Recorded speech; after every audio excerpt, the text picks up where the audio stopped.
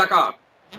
खास मुलाकात में आज एडवोकेट धर्मेंद्र कुमार कुशवाहा, ओबीसी महासभा के राष्ट्रीय कोर कमेटी के सदस्य हैं और सोशल मीडिया पर आपने इनको सुना होगा, देखा होगा, काफी एक्टिव रहते हैं। कॉन्स्टिट्यूशन क्लब में अभी इन्होंने एक बड़ा प्रोग्राम किया था कास्ट सेंसस को लेकर। आज चर्चा इस कुछ खास मुद्दों पर होगी। आभासी दुनिया के मेरे दोस्तों, रतन लाल बोल रहा हूँ। काम की बात लाल की क्लास में आपका स्वागत है और पेश है अम्बेडकर नामा। और इसमें चर्चा है इस एपिसोड में उमा भारती। सनसनी फैला दी है, मध्य प्रदेश में है, भोपाल में एक मीटिंग हुई है। निजीकरण के सवाल पर, जाति जनगणना के सवाल पर, ओबीसी के सवाल पर शायद सरकार से नाराज है और सरकार पे दबाव बनाने की कोशिश कर रहे हैं या वाकई समाज को लेकर ईमानदार है। पहले सुनिए कि उमा भारती ने कल क्या कहा है। धर्मेंद्र जी स्वागत है अम्बेडकर नामा। सबसे पहले आज अम्बेडकर नामा में मैं हम सबके गुरु और इस आंदोलन की आवाज को, जिस हिसाब से आज अम्बेडकर नामा पूरे देश में इस आवाज को बुलंद करने में, सबसे पहले सर को मैं साधुवाद देता हूं और धन्यवाद देता हूं कि इस काम के लिए, इस ओबीसी महासभा की आवाज को पूरे देश में, जिस हिसाब से संगठन रूपी लोगों से इस देश के अंदर जो राजनेता है वो उनकी क्या प्रतिक्रिया रहती है। कल हम लोगों को नया देखने को मिला कि देश के अंदर एक ऐसी पार्टी जो हमेशा उनके साथ, उनके कॉलम में दलित पिछड़ों की हिस्सेदारी सुनिश्चित ना उनके कॉलम में रहा है, ना उनके साहित्य में रहा है। हमेशा वही मनुवादी अवस्था में, पर उनकी पार्टी की एक कद्दावर नेता जो मध्य प्रदेश की पूर्व मुख्यमंत्री उमा भारती जी ने, जो कल हमको ओबीसी महासभा को भोपाल में एक आमंत्रण किया कि हम ओबीसी की जाति का जनगणना पर आपसे बात करना चाहते हैं।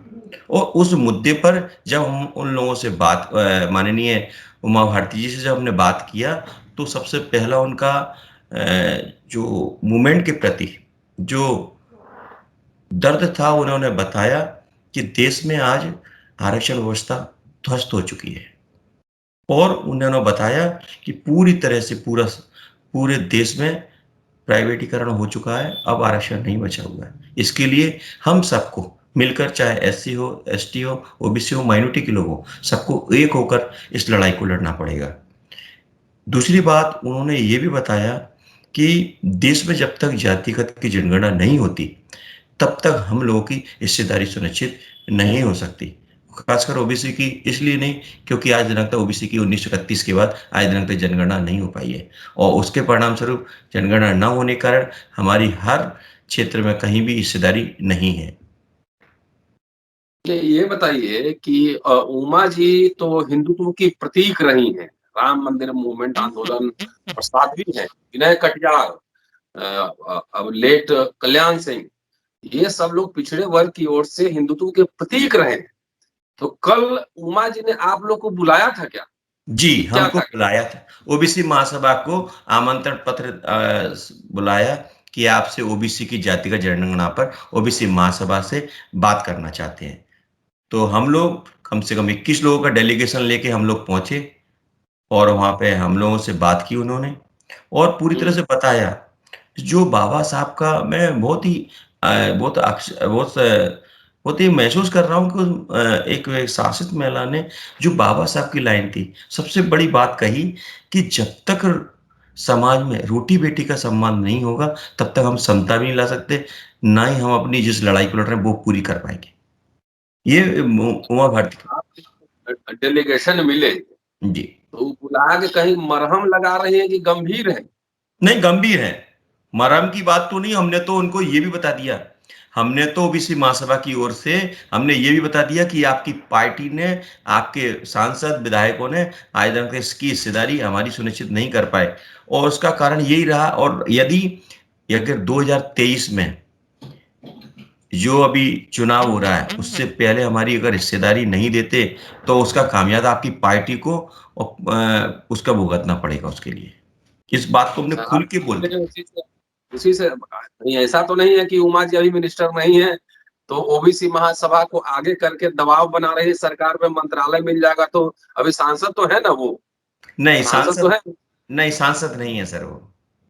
अच्छा, पार्टी में राष्ट्रीय उपाध्यक्ष है। जी जी सर, जी सर।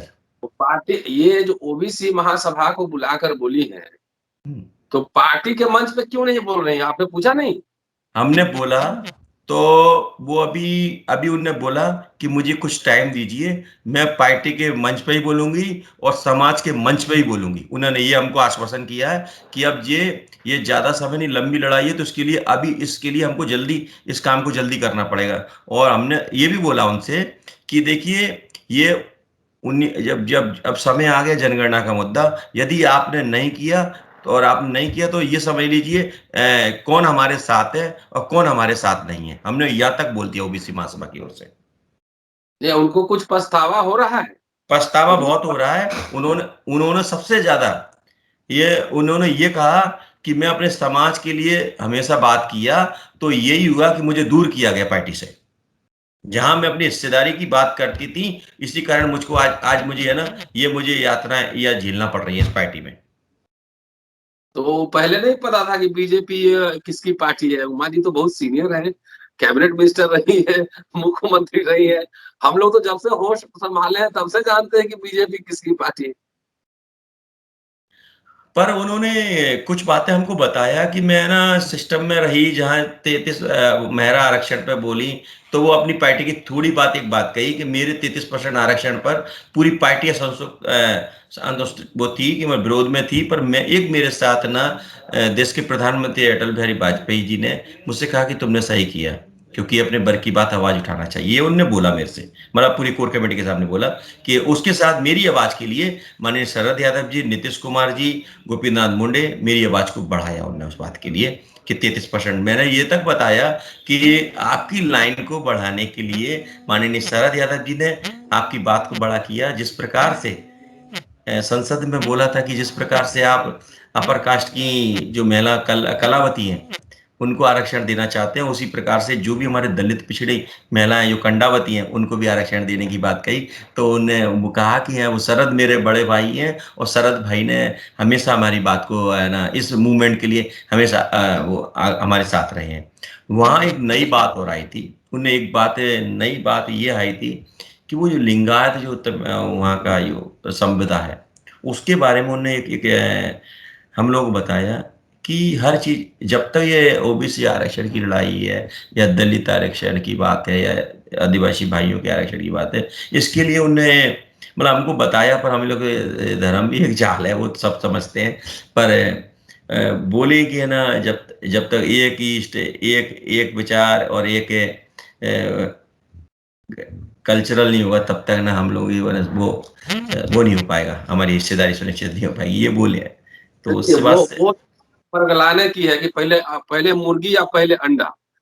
समाज को एक होने के डॉक्टर अंबेडकर के भाषण में मैंने सुनाया था एक बार जी कि डॉक्टर अंबेडकर कह रहे हैं कि रोटी बेटी का संबंध देखेंगे पहले, बाद में जिसको अगर मन है तो करिए, हमें जबरदस्ती हम नहीं करा सकते, ठीक जी है? जी जी सर। समाज धीरे धीरे बदलेगा, लेकिन उसके आधार पे ये सब जो आरक्षण की बात है या जनगणना की बात है या प्रतिनिधित्व की बात है, इसको हम छोड़ नहीं सकते हैं ना। पर उसके लिए सर एक चीज से मैं आपसे भी बोलना चाहता हूँ कि जब तक हम जो आज जो समाज में देखने को मिल रहा है, अभी तो ये स्थिति बनी हुई है, खासकर ओबीसी की बनी है। कुछ ओबीसी के हमारे भाई तो ओबीसी मानने को ही तैयार नहीं, तो क्या हिस्सेदारी रखेंगे वो? अभी इतना ही नहीं पता उनको ओबीसी क्या चीज है, ये भी तो समस्या है। तो उसके लिए जो मेरा एक व्यक्तिगत है कि जब तक मेल मिलाप नहीं होगा, तब तक हम कैसे अपने आप को क्लैरिफाई सब। ठीक बात है, मेरे मिलाप होगा। ये तो डॉक्टर अंबेडकर के जमाने से समस्या आ रही है कि जी जी ओबीसी को एहसास नहीं हो रहा है, लेकिन धीरे धीरे समाज बदल रहा जी है, जी ऐसी बात नहीं। जी सर। समाज, लेकिन इसके आधार पर जनगणना का सवाल या जाति का सवाल या प्रतिनिधित्व का सवाल इग्नोर नहीं किया जा सकता नहीं किया जाता वो है। बात उनको एक चीज सरकार और। आप एक हो जाइए तब हम करें, कोई बात थोड़ी हुआ था। फिर ब्राह्मण ठाकुर कायस्थ भी एक हो जाए पहले। जी जी वो नहीं है, एक जाति का नहीं है, फिर भी सब मिलकर शासन कर रहा है क्योंकि वो चेतनशील है। एक उन्होंने एक पीड़ा और बताई थी उमा जी ने। हाँ, वो मैं इसमें चैनल के माध्यम से बताना चाहता हूँ कि जितने भी आंदोलन, फूले अम्बेडकर आंदोलन हो रहे हैं, इसी से मुझे पता चल रहा, मुझे तो कुछ पता ही नहीं। मैं तो अपनी अपनी पूजा पाठ भी रही हमेशा। ये उनने अपना दर्द बताया कि मुझे तो आंदोलन के इस हिस्सेदारी के बारे में, आरक्षण क्या चीज़ है, ये मुझे कभी हम लोग उसमें कभी नहीं। पर आज मैं उसको महसूस कर रही हूँ कि मेरे समाज के लोगों की हिस्सेदारी नहीं है। या जैसे कि हाई कोर्ट है, सुप्रीम कोर्ट में नहीं है, या सेक्टर में नहीं है। वो तो मैं जब सीट पे आई मैंने देखा।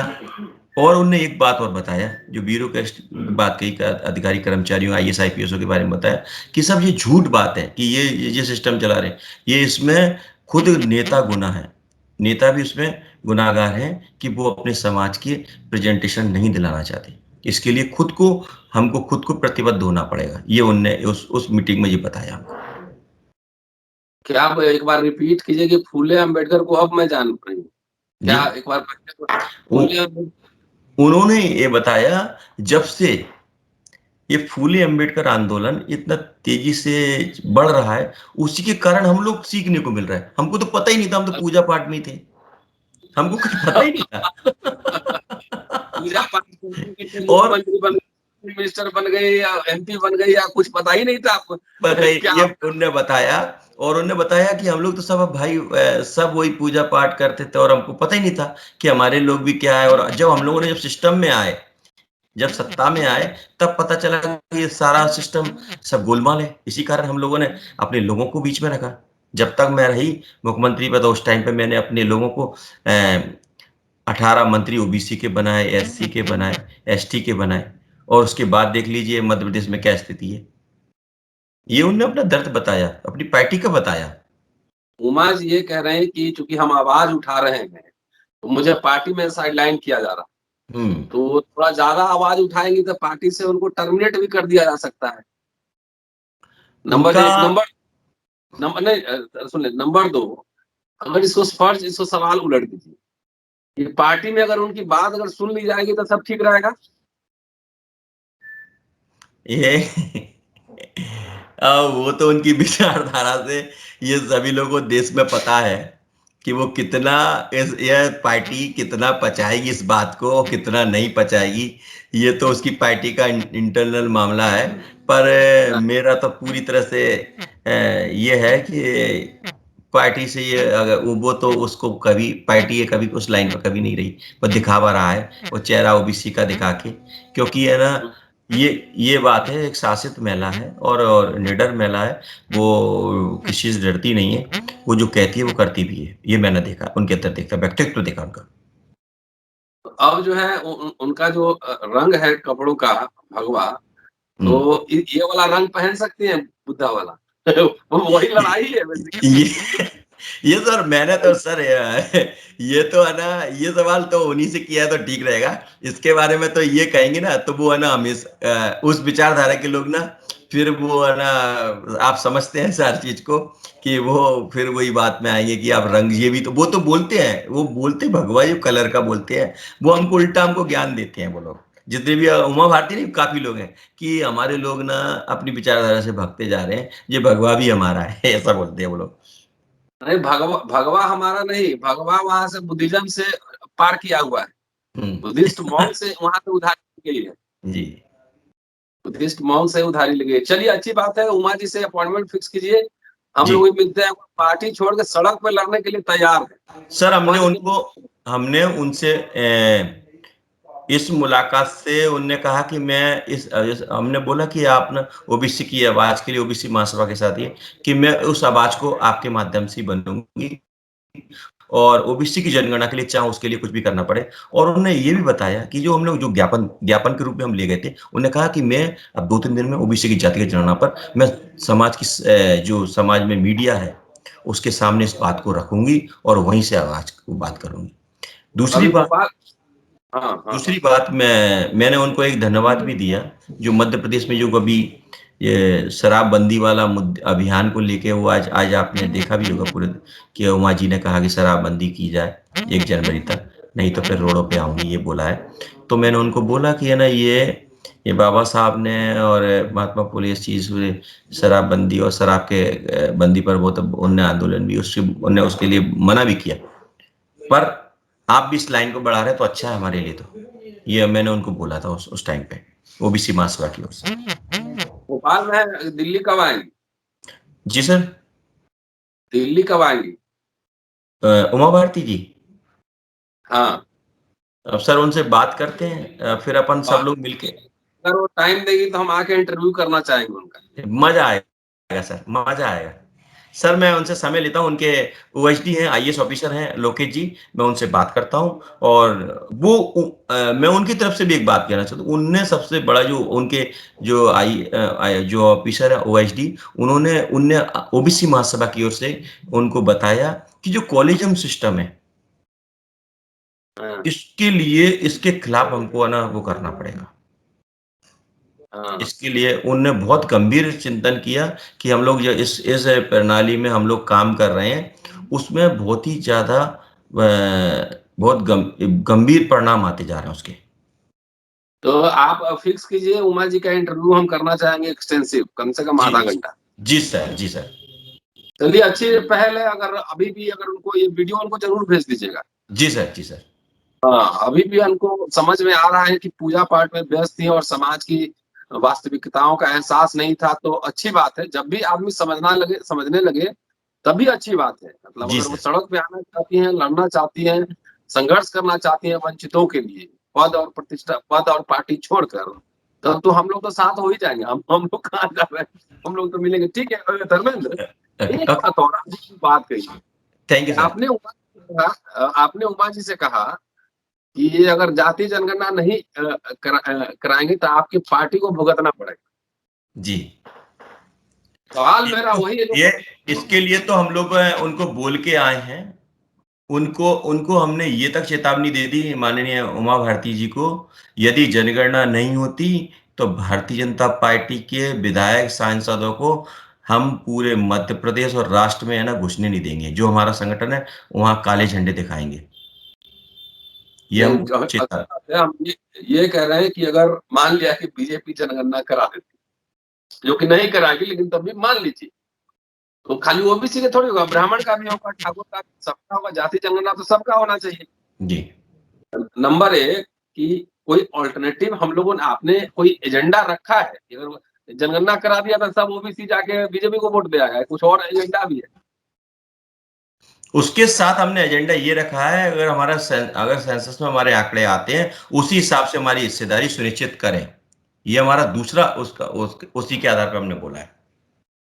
नहीं, आंकड़े आ जाएगा तो हिस्सेदारी क्या मांगना है? फिर राज सत्ता पे कब्जा कीजिए, आपका सब कुछ है, लोकशाही है, वोट आपके पास है, आप चीफ मिनिस्टर बन सकते हैं, पॉलिसीज सर बनाइए, दबाव। सर वही तो है, जिसकी ज्यादा संख्या है उसकी हिस्सेदारी सुनिश्चित हो कि हमारे वर्ग के लोगों को हिस्सेदारी मिलेगी, वो चाहे प्रधानमंत्री की हो चाहे मुख्यमंत्री की हो।